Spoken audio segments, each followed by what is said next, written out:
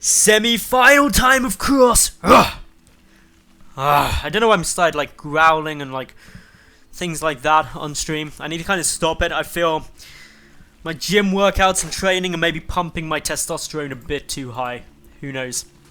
Regardless though, let's introduce these two players. It's game one of a best of three, and in the top right as the green Zerg, coldfront, and his opponent, bottom left, red Terran, HideR.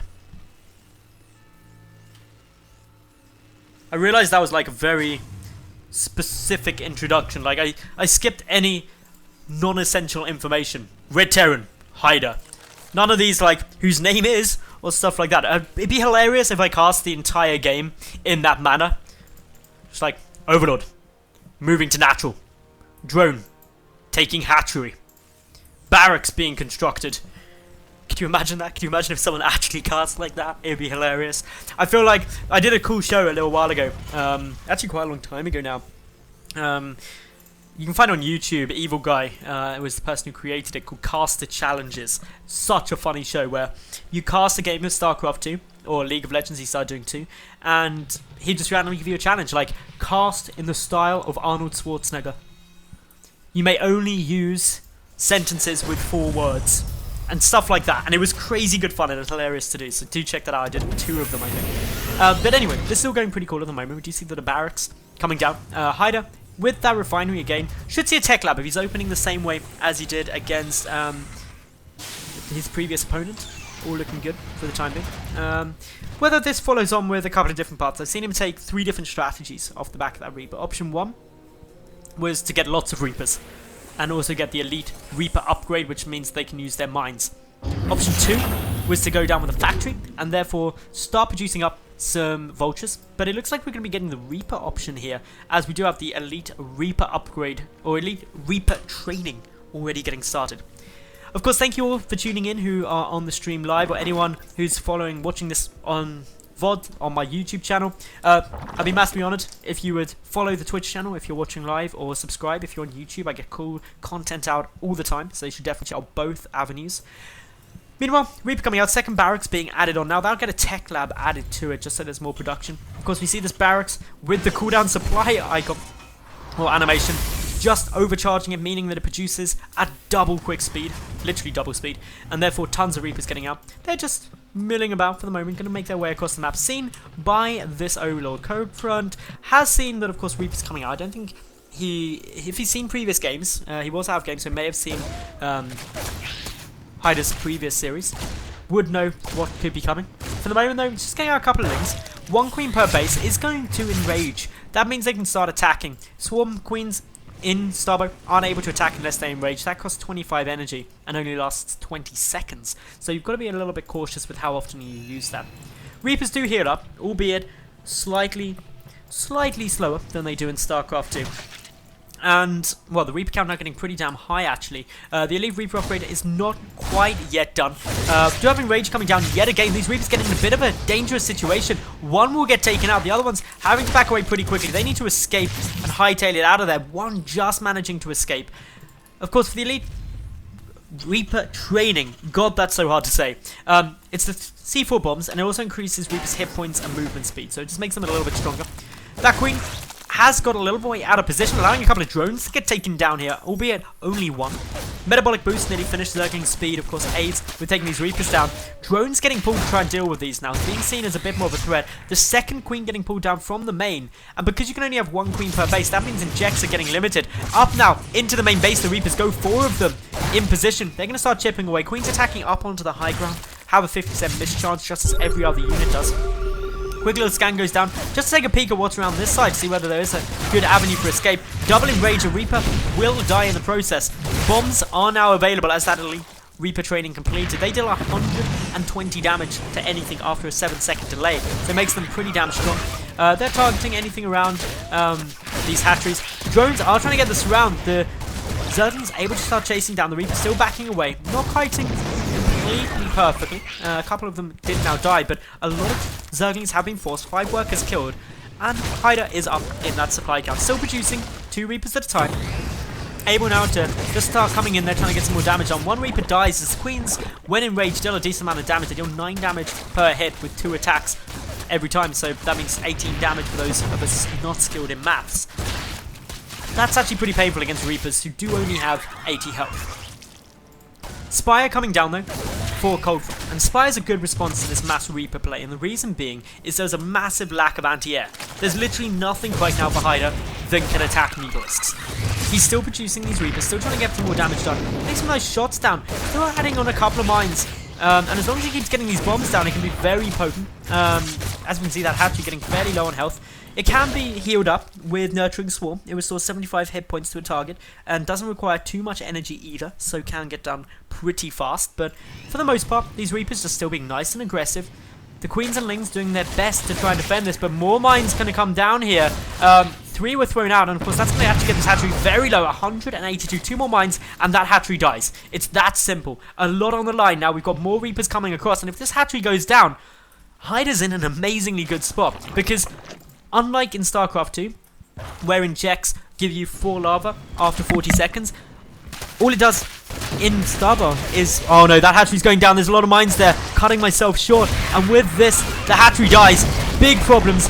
And now there's only that single hatch and macro hatch now being produced. I'm going to make it a lot more problematic. The Reapers certainly now have done their job. They're backing away, just trying to kite any of these Zerglings, but the worker count 19 to 29, a 10 worker advantage is fairly huge at this stage. A couple of mines getting thrown down. They're not going to detonate quite in time yet, so everything's going to get away from them, but the Reapers still heading up in towards the main base. No more mines able to get thrown down for the moment, but barrel stabilizers being added in, marine production started, aware that that spire has been completed, but there just isn't really that much money. The minerals are what's really starving this income and the Mutalisk production, so really with only what's going to be 5 Needlisks, it's not too scary. Marines are getting picked off, Reapers still coming back, that's buying a bit more time. Even though those Reapers are coming in, they're not terrifying, it's buying a bit of time. Mines getting thrown up against the hatchery, interestingly enough, so quite surprising that's getting done. It does kill off a couple of lava though, and that's really important, because if you kill off the lava, when you can only have a maximum of 3 per hatchery, keeping that low is going to cause some problems, since the macro hatch only now back up and the natural base only a quarter rebuilt. One thing that could be utilized by coldfront is using Nurturing Swarm. It does increase a constructing building to double build speed for 20 seconds, which really allows you to power things out. But it's the Mutalisks making their way across now that could be a bit of a problem. There are missile turrets down, there are a decent number of Marines, and with so few in the swarm, not looking to be too scary for now. A medevac also in the mix is going to really help. HideR is hugely ahead, 34 SCVs to 19. Mutalisks though are showing some nice control, none of them going down as of yet. They don't heal up though, like they do in StarCraft 2. Instead, any damage done is permanent. Why are you going to be so much more careful with them anyway you move through? A couple of Marines moving up here, in towards this hatchery. A drone is backing away, but 3 more on their way through. HideR just being relentless with his aggression and harassment. The Spire also now taking some damage. The 2 Queens trying to make their way across.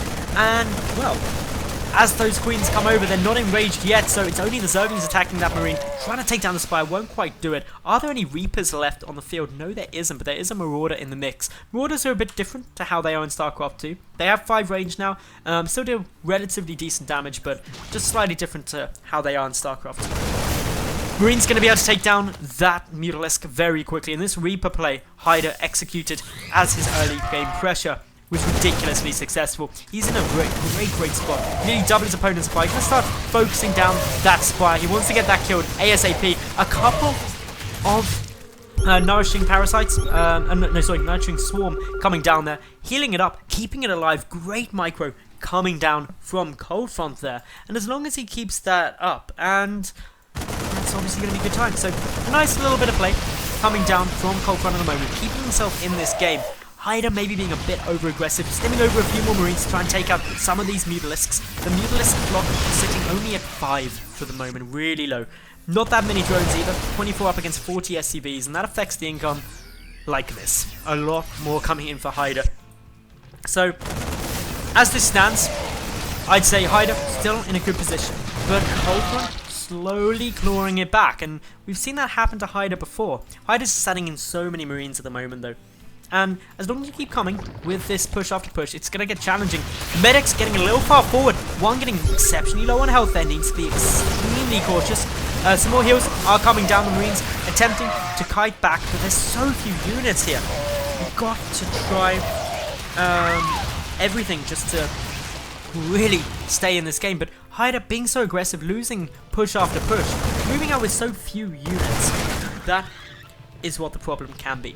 So, HideR, while he's still up in supply and he's still got a good economy, he's about, well, just shy of, well, it's about 15 or so workers up. And as long as this continues, we need to keep a good, steady pace of this push. But I'd like to see HideR get some more stuff together, especially with these spines up. The Marines stimming past, they're going to go straight for the drones most likely, and this is what coldfront really could have done without. The Spire is low, but getting the drone kills is way more important. Are we going to see any more nurturing swarms used? Well, no, because the Spire not taking too much damage. All of that picked off. In total now 13 workers killed, 27 to 44 workers are still sitting there. And for the moment, this is looking still very challenging for coldfront to try and bring back. HideR though, he's busy taking his third. It's going to get scouted by this Overlord. And all in all, I'd like to see whether or not we're going to get too much more in terms of aggression coming out from coldfront, because I think he's too limited in units at the moment to be able to do much. He's only got 12 lings and 10 mutalisks. A couple of mutalisks though are going to come in, force a cancel of that third, so that's some nice control coming straight through. But all in all, this is a very, very tough spot now, because HideR is moving in once more.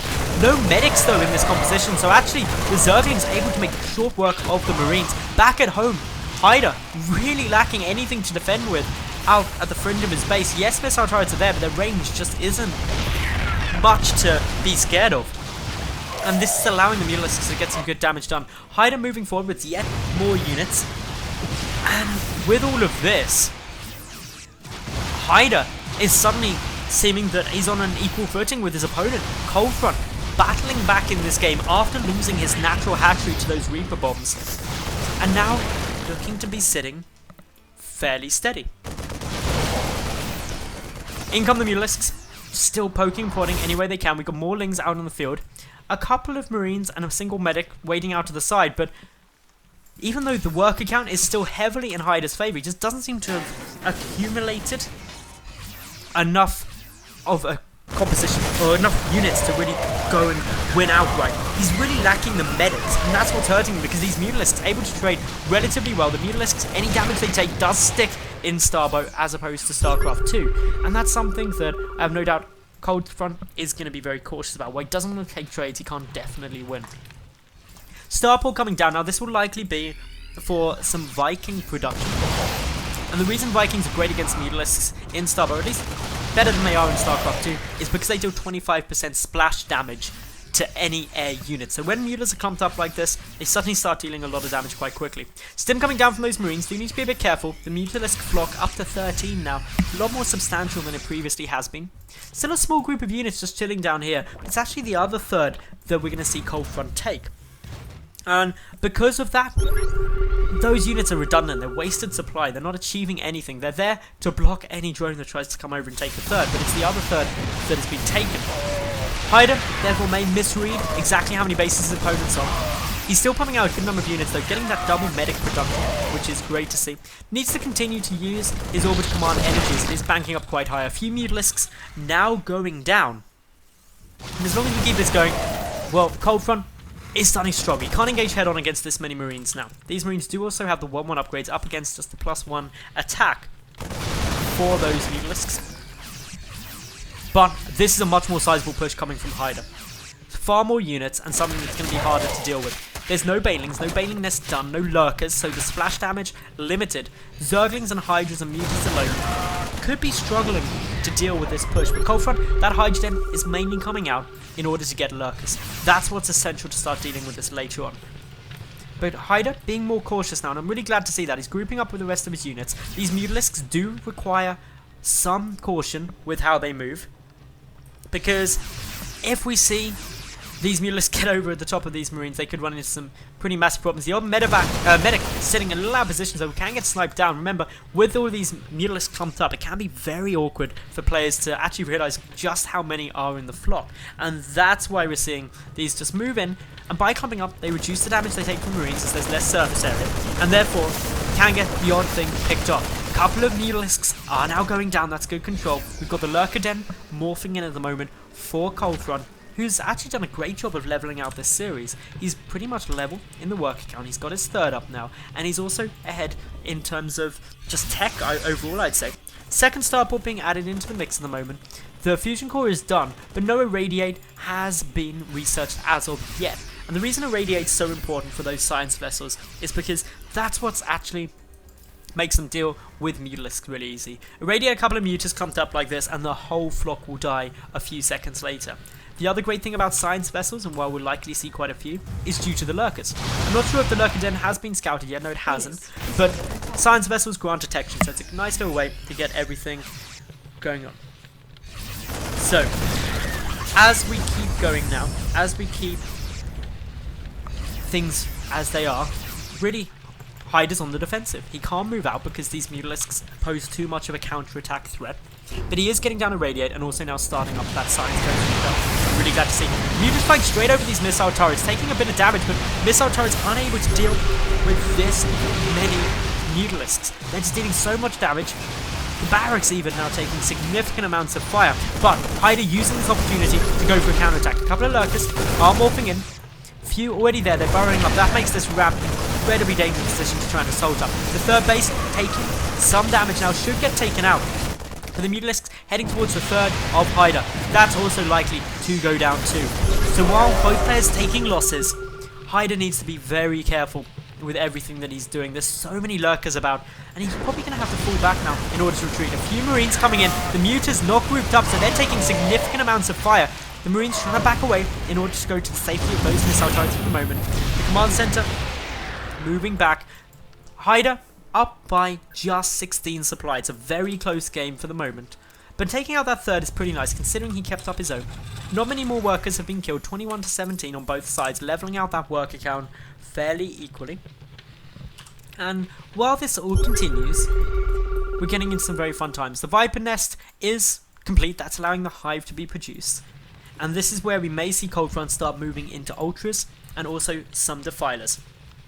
A few defilers in the mix would be very nice because that's where you can start using a couple of dark swarms in order to really just block any range damage from coming down. But in come the science vessels. They go on the detection as well as the sweeper scans. We may see a couple of irradiates go down on the lurkers, helping the damage done. Of course, irradiate deals 120 damage over 20 seconds to anything nearby. The Mutalisks now getting hit by the irradiates, and that's exactly what would have been looked for. Nice control though by coldfront. At the moment he pulls them out, but still many of those Mutalisks getting a lot lower on HP. HideR really banking up a lot of gas at the moment, 3,000 sitting there. He's just so low on minerals, needs to really look to try and level that out. He's doing good on upgrades, sitting on 1-1 with 2-1 nearly done. Meanwhile, a couple of Scourge morphing in. And the reason these Scourge are so important is they're basically like the banelings of the sky for those who never played Brood War. And therefore, we're going to be trying to see them engage up against those science vessels, take them out fast. The third base though of HideR getting assaulted, a lot of lings managing to make their way through while the Mutalisks taking significant amount of fires. There's lurkers blocking the path. They're dealing huge amounts of damage to these Marines that are making their way forward, and while irradiates are coming through, so much damage already done. The Zerglings are probably pinned in now, but so many SCVs are getting taken out too, and that's really not what you'd want to be seeing. And so all while that comes through, problems, of course, occurring. Luckily, the Orbit Command stays up. The work account now hugely in favour of coldfront, 41 to 28. We're 27 minutes through of this game, and coldfront is looking more and more comfortable. He's getting more lurkers out, and that push did a lot of damage. Zerglings able to start picking away at a couple of odd units here and there. And with only one science vessel and a decent number of Scourge still on the field, that's got to be very careful. Scourge deal 110 damage. And so science vessel with 162 Scourge will kill a science vessel. And that's something to be very careful about. LiDAR transmitters coming down, which increases sweeper scans to last longer. Oh, sweeper scans no longer have an energy cost. What? Okay, that's crazy. So sweeper scans no longer have an energy cost. which is pretty case it does have a bit of a cooldown. A couple of the Lings are able to kill a few more SCVs, 33 killed now, but HideR moving forward. One of those science vessels gets very low, the other one was taken out. There's still 2 remaining though, and a decent number of irradiates still there. Scans coming down, just keeping a close eye on where those lurkers are, making sure that none of this infantry moves too far forward and gets in a dirty spot. Defilers now coming down, of course. Defilers do have Plague and also Consume. Consume allows them to kill a friendly unit in order to get more energy. Dark Swarm is really the big thing though. Plague allows them to deal damage, kind of like fungal growth, except without the root. Little Irradiate coming down on this lurker here, going to get it fairly low on HP. Should just slowly start killing it off, but it's also, that health bar is a bit bugged out, doesn't actually show how low it's getting, but should not kill it, should provide a little bit of health. But now in comes some lurkers from coldfront. He burrows quickly, down comes those Dark Swarms, preventing those units taking any damage from ranged attack. Of course, Dark Swarm just reduces any damage taken from ranged attacks in that area to 0. And that's why it's so powerful, because like that you can move into an area, burrow up, and get those lurkers in a solid spot. Small little group of Marines just coming down trying to get some damage, but HideR's able to stop those for the moment. We've got more Scourge being added into the mix to deal with any more science vessels that may appear. But yeah, this is looking to be a pretty close game. We're already like 30 minutes into it, and no one really taking a huge lead as of yet. So, if this game continues, what are going to be the critical factors? The first, and probably biggest one, is whether or not HideR can increase his SCV count and secure up some more bases. That's what he's going to be attempting to do. Not quite sure where this orbit command is going. If it's coming down here, I'd understand, but for the moment, it seems to just be on a bit of an awkward hotkey or something. A couple of Scourge getting taken out. That's obviously nice pickups to make. Once they're dead, they don't do anything else. Science vessels on the field at the moment, 2 of them just chilling, making their way forward. Still no idea where this orbit command is going. Dark Swarm being used, just keeping these units alive. The Defilers have been caught out of position, but Dark Swarm doesn't last forever. Therefore, a Defiler going down, very gas heavy unit. But from the right hand side, we've got a lot of lurkers coming forward, and the scan goes down, sees just how many there are, and just decides, no. Not going to attack that. Going to run back, play it safe. Defiler in the mix as well, so Dark Swarm is available. Plague has not yet been researched. Consume has been though. Let's get up some more health. Those lurkers are unburrowing, trying to get a bit of damage down ASAP. The science vessels still just chilling back here, just watching over these Zerglings, steal some damage, pick off the odd Marauder or 2. Constant moves from both players, but a good Zergling counter attack coming in now from coldfront, heading straight up into the main base. A lot of production could get taken down here.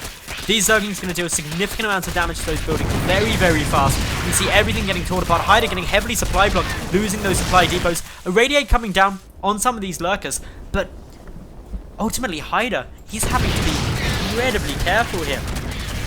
In now come these Zerglings, just tearing apart everything. HideR so significantly supply blocked. If he loses this army, I think it might be GG. Dark Swarm being used now, allowing these lurkers to get forward. More and more Dark Swarms coming through. A couple of good irradiates, getting some nice damage down, but it's the lurkers coming through. GG is cool. And there we have it. Coldfront battles back to take map number 1 of this best of 3.